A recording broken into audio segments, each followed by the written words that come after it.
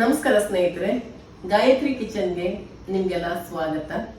ಸ್ನೇಹಿತರೆ, ಇವತ್ತು ನಾನು ಮಂಗಳೂರು ಸೌತೆಕಾಯಿಂದ ಸಾಂಬಾರ್ನ ಯಾವ ರೀತಿ ಮಾಡೋದು ನಾವು ಅನ್ನೋದನ್ನ ತೋರಿಸ್ತೀನಿ. ನಾವು ಹವ್ಯಕರ ಶೈಲಿಯಲ್ಲಿ ಯಾವ ರೀತಿ ಮಾಡ್ತೀವಿ ಅಂತೇಳಿ.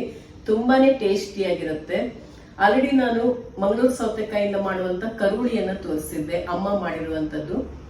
ನಾವು ಹುಳಿ ಅಂತ ಹೇಳೋದು, ಮೊಗೆಕಾಯಿ ಹುಳಿ ಅಂತ ಹೇಳ್ತೀವಿ. ನಾವು ಮಂಗಳೂರು ಸೌತೆಕಾಯಿಗೆ ಮೊಗೆಕಾಯಿ ಅಂತ ಹೇಳೋದು, ಮೊಗೆಕಾಯಿ ಹುಳಿ ಅಂತ ಹೇಳ್ತೀವಿ. ಮೊಗೆಕಾಯಿ ಹುಳಿನ ಹೇಗ್ ಮಾಡ್ತೀನಿ ಅನ್ನೋದನ್ನ ನಿಮ್ ಜೊತೆ ಶೇರ್ ಮಾಡ್ತಾ ಇದ್ದೀನಿ.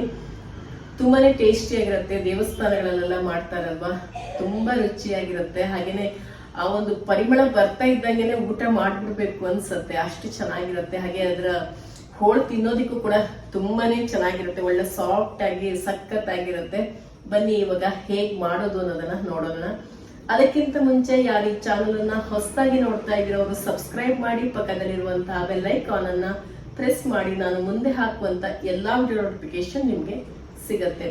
ನಾನು ಮೊಗೆಕಾಯಿ ಕರುಳಿನ ಡಿಸ್ಕ್ರಿಪ್ಷನ್ ಹಾಕಿರ್ತೀನಿ, ಬೇಕಾದವರು ಚೆಕ್ ಮಾಡ್ಕೊಳ್ಳಿ. ಹಾಗೇನೆ ಇವತ್ತು ಮಾಡುವಂತ ಮೊಗೆಕಾಯಿ ಹುಳಿ ಕೂಡ ಟ್ರೈ ಮಾಡಿ, ತುಂಬಾನೇ ಚೆನ್ನಾಗಿರುತ್ತೆ. ಬನ್ನಿ ಮಾಡೋಣ. ಈ ಮೊಗೆಕಾಯಿಯನ್ನು ಕ್ಲೀನಾಗಿ ತೊಳೆದು ಸರಿ ಅರ್ಧ ಕಟ್ ಮಾಡ್ಕೊಳ್ತೀನಿ. ಮೊಗೆಕಾಯಿ ಹುಳಿ ಮಾಡೋದಕ್ಕೆ ಒಳಗಡೆ ಬೀಜ ತೆಗೆದು ಸಿಪ್ಪೆ ಸಮೇತ ಇದನ್ನು ಕಟ್ ಮಾಡ್ಕೊಳ್ತೀನಿ. ಸಿಪ್ಪೆ ಕೂಡ ತುಂಬ ಟೇಸ್ಟಿಯಾಗಿರುತ್ತೆ ಇದು ತಿನ್ನೋದಕ್ಕೆ. ಇವತ್ತು ಮಂಗಳೂರು ಸೌತೆಕಾಯಿಂದ ಹುಳಿ ಮಾಡೋದಕ್ಕೆ ಅಂತೇಳಿ ಮಂಗಳೂರು ಸೌತೆಕಾಯಿನ ಈ ರೀತಿ ಕಟ್ ಮಾಡ್ಕೊಂಡಿದ್ದೀನಿ. ಬೀಜ ಎಲ್ಲ ತೆಗೆದು ಕಟ್ ಮಾಡ್ಕೊಂಡಿದ್ದೀನಿ. ಅದಕ್ಕೆ ಇವಾಗ ನಾನು ಮುಳುಗುವಷ್ಟು ನೀರನ್ನು ಸೇರಿಸ್ಕೊಳ್ತೀನಿ. ಬೇಳೆಯನ್ನು ಸಪ್ರೇಟಾಗಿ ಬೇಯಿಸ್ಕೊಳ್ತೀನಿ. ಹಾಗೆ ಇದಕ್ಕೆ ಕಟ್ ಮಾಡ್ಕೊಂಡಂತ ಒಂದು ಟೊಮೆಟೊ ಕೂಡ ಸೇರಿಸ್ತಾ ಇದ್ದೀನಿ. ಒಳ್ಳೆ ಟೇಸ್ಟಿಯಾಗಿರುತ್ತೆ. ಇವಾಗ ಇದನ್ನು ಗ್ಯಾಸ್ ಸ್ಟವ್ ಹಚ್ಬಿಟ್ಟು ಬೇಯೋದಕ್ಕೆ ಇಟ್ಕೊಂಡಿದ್ದೀನಿ. ರುಚಿಗೆ ತಕ್ಕಷ್ಟು ಉಪ್ಪನ್ನು ಹಾಕ್ಕೊಳ್ಳೋಣ. ನಾನಿಲ್ಲಿ ಗೋಕರ್ಣ ಉಪ್ಪನ್ನು ಹಾಕ್ಕೊಳ್ತಾ ಇದ್ದೀನಿ. ಅಯೋಡಿನ್ ಯುಕ್ತವಾದಂಥ ಉಪ್ಪು, ಇದು ತುಂಬ ಚೆನ್ನಾಗಿರುತ್ತೆ ಅಂತ ಹೇಳ್ತಾರೆ. ಮತ್ತು ನಮಗೆ ಗೊತ್ತಿರುತ್ತೆ ಅಲ್ಲಿ ಗೋಕರ್ಣದಲ್ಲಿ ಉಪ್ಪು ಹೇಗೆ ರೆಡಿ ಆಗುತ್ತೆ ಅನ್ನೋದೆಲ್ಲ ನಾವು ಅಲ್ಲಿ ನೋಡಿರೋದ್ರಿಂದ ಇದೇ ತುಂಬ ಒಳ್ಳೆ ಉಪ್ಪು ಅಂತೇಳಿ ನಾನು ಇದನ್ನೇ. ಹಾಗೆ ಇದಕ್ಕೆ 1 ಚಮಚದಷ್ಟು ಬೆಲ್ಲನ ಹಾಕ್ಕೊಳ್ತಾ ಇದ್ದೀನಿ. ಚಿಕ್ಕ ಚಮಚದಲ್ಲಿ 1 ಚಮಚದಷ್ಟು ಬೆಲ್ಲನ ಸೇರಿಸ್ಕೊಳ್ತಾ ಇದ್ದೀನಿ. ಸೌತೆಕಾಯಿ ನಮ್ಮ ಕಡೆ ಬೆಳೆಯುವಂಥದ್ದು, ದೊಡ್ಡ ದೊಡ್ಡ ಸೈಜಲ್ಲಿ ಆಗುವಂಥದ್ದು ಇದು.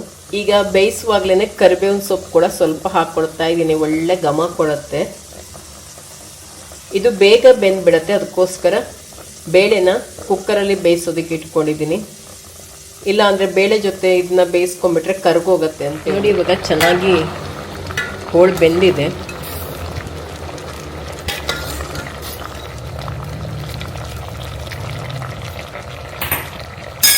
ಈಗ ಬೇಯಿಸ್ಕೊಂಡಿರುವಂಥ ಬೇಳೆಯನ್ನು ಕೂಡ ಇದಕ್ಕೆ ಸೇರಿಸ್ಕೊಳ್ಳೋಣ.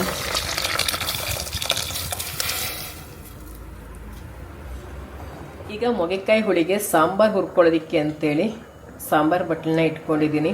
ಇದರಲ್ಲಿರೋದು ಎಲ್ಲನೂ ಬೇಕು. ಕಡಲೆಬೇಳೆ, ಮೆಂತೆಕಾಳು, ಧನಿಯಾ, ಸಾಸಿವೆ, ಉದ್ದಿನಬೇಳೆ, ಹಾಗೆ ಜೀರಿಗೆ.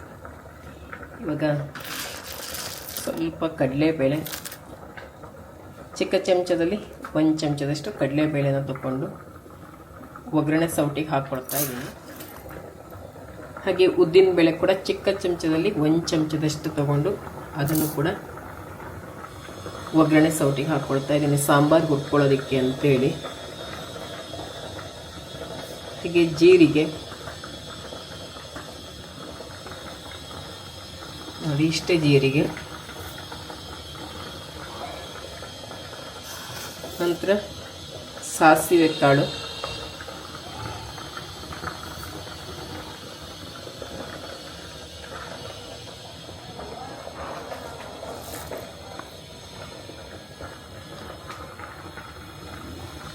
ಧನಿಯಾ,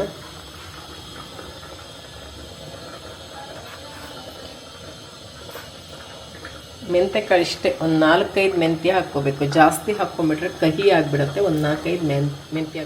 ಹಾಗೆ ಇಂಗು ಸ್ವಲ್ಪ ಜಾಸ್ತಿನೇ ಬೇಕು ಇದಕ್ಕೆ. ಇವಾಗ ಎಣ್ಣೆ ಹಾಕ್ಕೊಳ್ಳೋಣ. ದೊಡ್ಡ ಚಮಚದಲ್ಲಿ 1 ಚಮಚದಷ್ಟು ಎಣ್ಣೆ. ನಾನಿಲ್ಲಿ ತೆಂಗಿನ ಎಣ್ಣೆಯನ್ನು ಹಾಕ್ಕೊಳ್ಳಿ. ಹಾಗೆ ಸ್ವಲ್ಪ ಅರಿಶಿನ ಪುಡಿ, ನಂತರ ಒಂದು ಅಡಿಕೆ ಗಾತ್ರದ ಹುಣಸೆ ಹಣ್ಣು. ನೀವು ಹುಣಸೆ ಹಣ್ಣು ರಸ ಬೇಕಾದ್ರೆ ತೆಕ್ಕೊಂಡು ಹಾಕ್ಕೋಬೋದು. ಈ ರೀತಿ ಹಾಕ್ಕೊಂಡ್ರೆ ಏನಾಗಲ್ಲ, ಚೆನ್ನಾಗಿನೇ ಅದು ರುಬ್ಬೋಗಿರುತ್ತೆ. ಹಾಗೆ 2 ಲವಂಗವನ್ನು ಸೇರಿಸ್ಕೊಳ್ತಾ ಇದ್ದೀನಿ. ಹಾಗೆ 5-6 ಬ್ಯಾಡಗೆ ಮೆಣಸು ನಿಮ್ಮ ಖಾರಕ್ಕನುಗುಣವಾಗಿ ಹಾಕ್ಕೊಳ್ಳಿ. ಸ್ವಲ್ಪ ಕರಿಬೇವು. ನೋಡಿ ಚೆನ್ನಾಗಿ ಬೇಳೆ ಹೋಳು ಎಲ್ಲ ಹೊಂದಿಕೊಂಡಿದೆ. ಉಪ್ಪು ಬೆಲ್ಲ ಎಲ್ಲ ಹಾಕಿರ್ತೀವಲ್ಲ ಎಲ್ಲವೂ ಚೆನ್ನಾಗಿ ಹೊಂದಿಕೊಂಡಿದೆ. ಇಲ್ಲಿ ಕುದಿಯುವಾಗಲೂ ಕೂಡ ನಾವು ಕರಿಬೇವಿನ ಸೊಪ್ಪು ಹಾಕ್ಕೊಂಡಿದ್ದೀವಿ. ಈಗ ಗ್ಯಾಸ್ ಸ್ಟವ್ ಮೇಲೆ ಇಟ್ಕೊಂಡ್ಬಿಟ್ಟು ಹುರ್ಕೊಳ್ಳೋಣ ಚೆನ್ನಾಗಿ. ಸಾಸಿವೆ ಎಲ್ಲ ಚಟಪಟ ಅಂತ ಸಿಡಿಬೇಕು. ಇವೆಲ್ಲ ಕಲರ್ ಚೇಂಜ್ ಆಗಬೇಕು. ಉದ್ದಿನ ಬೇಳೆ ಮತ್ತು ಕಡಲೆಬೇಳೆ ಎಲ್ಲ ಹಾಕ್ಕೊಂಡಿರ್ತೀವಲ್ಲ ಅದೆಲ್ಲ ಸ್ವಲ್ಪ ಕಲರ್ ಚೇಂಜ್ ಆಗಲಿ, ಅಲ್ಲಿವರೆಗೆ ನಾವು ಇದನ್ನ ಹುರ್ಕೊಳ್ಳೋಣ. ಈ ರೀತಿ ಮಂಗಳೂರು ಸೌತೆಕಾಯಿ ಹುಳಿ ಮಾಡಿಕೊಂಡ್ರೆ ನಿಮಗೆ ಬೇರೆ ಏನು ಬೇಕಂತಿಲ್ಲ, ಅನ್ನದ ಜೊತೆಗೆ ಸಖತ್ತಾಗಿರುತ್ತೆ. ಪ್ಲೇಟ್ ಖಾಲಿ ಹಾಕಿದ್ದೇ ಗೊತ್ತಾಗಲ್ಲ, ಅಷ್ಟು ಚೆನ್ನಾಗಿರುತ್ತೆ. ಮತ್ತೆ ಮತ್ತೆ ಹಾಕೊಂಬಿಟ್ಟು ಪಾತ್ರೆ ಕೂಡ ಖಾಲಿ ಮಾಡಿಬಿಟ್ಟಿರ್ತೀವಿ ನಾವು ಸಾಂಬಾರಿಂದು, ಅಷ್ಟು ಚೆನ್ನಾಗಿರುತ್ತೆ. ನೀವು ಕೂಡ ಒಮ್ಮೆ ಟ್ರೈ ಮಾಡಿ ನೋಡಿ.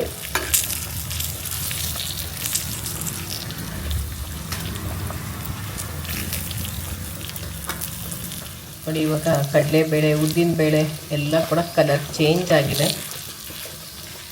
ಈಗ ಉರಿ ತೆಕ್ಕೊಂಬಿಟ್ಟು ಈಗ ಒಂದು ಮಿಕ್ಸಿ ಜಾರ್ ತಗೊಂಡ್ಬಿಟ್ಟು ಅದರಲ್ಲಿ ಹುರ್ಕೊಂಡಿದ್ದೆಲ್ಲ ಆವಾಗ ಮಿಕ್ಸಿ ಜಾರಲ್ಲಿ ಹುರ್ಕೊಂಡಿದ್ದೆಲ್ಲ ಹಾಕ್ಕೊಂಡಿದ್ದೀವಲ್ಲ, ಸ್ವಲ್ಪ ಆರಿದ ಮೇಲೆ ಕಾಯಿ ತುರಿ ಕೂಡ ಇದಕ್ಕೆ ಸೇರಿಸ್ಕೊಂಡು 1 ರೌಂಡ್ ಇದನ್ನ ಹಾಗೆ ನಾವು ಮಿಕ್ಸಿಯಲ್ಲಿ ರುಬ್ಕೊಳ್ಳೋಣ. ಆಮೇಲೆ ತರಿಯಾಗಿ ರುಬ್ಕೊಂಡಿದ್ದಾಗಿದೆ ಅಲ್ವಾ, ಈಗ ನೀರು ಸೇರಿಸ್ಕೊಂಡು ಇದನ್ನು ನುಣ್ಣಗೆ ರುಬ್ಕೊಳ್ಳೋಣ.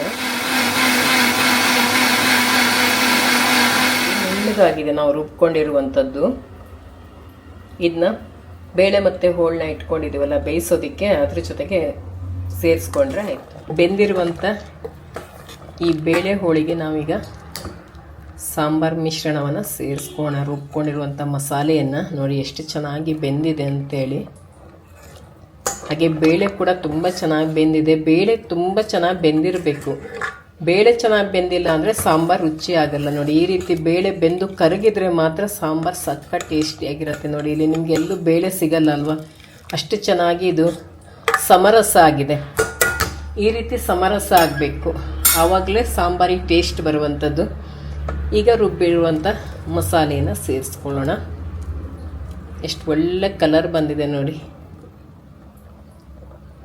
ಹಾಗೆ ಮಿಕ್ಸಿ ಜಾರಿಗೆ ಸ್ವಲ್ಪ ನೀರು ಸೇರಿಸ್ಕೊಂಬಿಟ್ಟು ಅದನ್ನು ಕೂಡ ಇದಕ್ಕೆ ಸೇರಿಸ್ಕೊಳ್ಳೋಣ.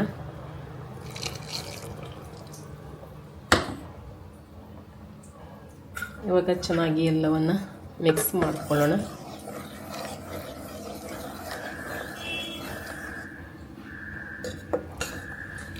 ಸಾಂಬಾರಿಗೆ ನಾವು ರುಬ್ಕೊಳ್ಳುವಾಗ ಕಡಲೆಬೇಳೆಯನ್ನು ಯಾಕೆ ಹಾಕ್ಕೊಳ್ಳೋದು ಅಂತಂದರೆ ಸಾಂಬಾರು ತೆಳುವಾಗಬಾರ್ದು ಅಂತೇಳಿ. ಮಂಗಳೂರು ಸೌತೆಕಾಯಿ ನೀರು ಬಿಟ್ಬಿಡತ್ತಲ್ವ, ಆವಾಗ ತೆಳುವಾಗ್ಬಿಡುತ್ತೆ ಸಾಂಬಾರು, ಅದಕ್ಕೋಸ್ಕರ ಕಡಲೆಬೇಳೆ ಹಾಕ್ಕೋಬೇಕು. ಇವಾಗ ಸಾಂಬಾರು ಚೆನ್ನಾಗಿ ಕುದಿಲಿ. ಈ ರೀತಿ ಇರಬೇಕು. ತುಂಬ ದಪ್ಪನೂ ಆಗಬಾರ್ದು ಸಾಂಬಾರು, ತುಂಬ ತೆಳುನೂ ಆಗಬಾರ್ದು. ನಾವು ಇದಕ್ಕೆ ಹುಳಿ ಅಂತ ಹೇಳೋದು, ಮೊಗೆಕಾಯಿ ಹುಳಿ ಅಂತ ಹೇಳ್ತೀವಿ. ಮೊಗೆಕಾಯಿ ಪರಿಮಳನೇ ಒಳ್ಳೆ ಘಮ ಅಂತಿದೆ. ಈ ಪರಿಮಳ ಬರ್ತಿರೋದಕ್ಕೆ ಒಂಥರ ಊಟ ಮಾಡಿಬಿಡೋಣ ಅಂತ ಅನಿಸುತ್ತೆ. ಅದರಲ್ಲೂ ಅದು ಕುದಿಯೋದಕ್ಕೆ ಸ್ಟಾರ್ಟ್ ಆಗುತ್ತಲ್ಲ, ಅವಾಗ ಇನ್ನೂ ಪರಿಮಳ ಜಾಸ್ತಿ ಆಗತ್ತೆ ಅದರದ್ದು. ಮತ್ತು ಈ ಹೋಳೆಲ್ಲ ತಿನ್ನೋದಕ್ಕೆ ಚೆನ್ನಾಗಿರುತ್ತೆ. ಇದು ಉಪ್ಪು ಮತ್ತು ಸಿಹಿ ಎಲ್ಲ ಹೀರ್ಕೊಂಡಿರುತ್ತಲ್ಲ, ನಾವು ಉಪ್ಪು ಬೆಲ್ಲ ಹಾಕಿರ್ತೀವಲ್ಲ, ಮತ್ತು ಖಾರ ಎಲ್ಲ ಒಳ್ಳೆ ಟೇಸ್ಟಿಯಾಗಿರುತ್ತೆ ಮಾತ್ರ. ಕುದೀಲಿ. ನೀವು ಬೇಕಂದರೆ ಇದಕ್ಕೆ ಒಗ್ಗರಣೆ ಹಾಕ್ಕೋಬೋದು. ತೆಂಗಿನೆಣ್ಣೆ, ಒಂಚೂರು ಸಾಸಿವೆ ಕಾಳು, ಇಂಗು, ಒಣಮೆಣಸು, ಕರಿಬೇವು ಹಾಕಿ ಒಗ್ಗರಣೆ ಹಾಕ್ಕೋಬೋದು. ನಾನು ಇದಕ್ಕೆ ಒಗ್ಗರಣೆ ಹಾಕ್ತಾ ಇಲ್ಲ. ಮತ್ತೆ ಎಕ್ಸ್ಟ್ರಾ ಇದಕ್ಕೆ ಆಯಿಲೆಲ್ಲ ಹಾಕಿಬಿಟ್ಟು ಒಗ್ಗರಣೆ ಹಾಕೋದೇನು ಬೇಕಾಗಲ್ಲ. ಇದೇ ತುಂಬ ಟೇಸ್ಟಿಯಾಗಿರುತ್ತೆ. ಕೆಲವರಿಗೆ ಒಗ್ಗರಣೆ ಹಾಕ್ಕೋಬೇಕು, ಒಗ್ಗರಣೆ ಹಾಕ್ಕೊಂಡ್ರೆ ಚೆನ್ನಾಗಿರುತ್ತೆ ಅನ್ನೋಂಥ ಮನಸ್ಸಿರುತ್ತೆ ಕೆಲವರಲ್ಲಿ, ಅಂಥವರು ಒಗ್ಗರಣೆನ ಹಾಕ್ಕೋಬೋದು. ನೋಡಿ ಇವಾಗ ಚೆನ್ನಾಗಿ ಕುದಿಯೋದಕ್ಕೆ ಸ್ಟಾರ್ಟ್ ಆಯಿತು. ಇದನ್ನ ಅನ್ನ ಜೊತೆಗೆ ಹಾಕ್ಕೊಂಡು ತುಪ್ಪ ಅಥವಾ ಎಣ್ಣೆ ಹಾಕ್ಕೊಂಡು ಊಟ ಮಾಡಿ ಸಖತ್ತಾಗಿರುತ್ತೆ. ಅನ್ನಕ್ಕೆ ಹಾಕ್ಕೊಂಡು ಸ್ವಲ್ಪ ತುಪ್ಪ ಹಾಕ್ಕೊಂಡ್ರಂತೂ ತುಂಬಾ ಚೆನ್ನಾಗಿರುತ್ತೆ. ಬೇಡ ಹಾಗೇನೂ ಅನ್ನದ ಜೊತೆಗೆ ಊಟ ಮಾಡ್ಬೋದು.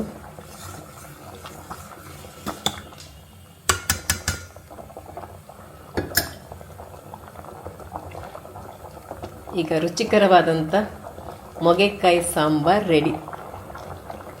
ಉರಿ ತೆಕ್ಕೊಂಬಿಡೋಣ. ಮೊಗೆಕಾಯಿ ಹುಳಿ ಕಲರ್ ನೋಡಿ ಏನು ಚೆನ್ನಾಗಿ ಬಂದಿದೆ ಅಂತೇಳಿ, ಪರಿಮಳ ಕೂಡ ಗಮ್ ಅಂತ ಇದೆ. ಇವಾಗ ಊಟ ಮಾಡಬೇಕು. ನಿಮಗೂ ಕೂಡ ಈ ಮೊಗೆಕಾಯಿ ಹುಳಿ ಮಾಡೋ ರೆಸಿಪಿ ಇಷ್ಟ ಆಗಿರುತ್ತೆ ಅಂತ ಅಂದ್ಕೊಂಡಿರ್ತೀನಿ. ಇಷ್ಟ ಆಗಿದ್ದರೆ ಹೊಸಬರಾಗಿದ್ದರೆ ಸಬ್ಸ್ಕ್ರೈಬ್ ಮಾಡಿ, ಹಾಗೆ ಬೇರೆಯವ್ರ ಜೊತೆ ಕೂಡ ಶೇರ್ ಮಾಡ್ಕೊಳ್ಳಿ.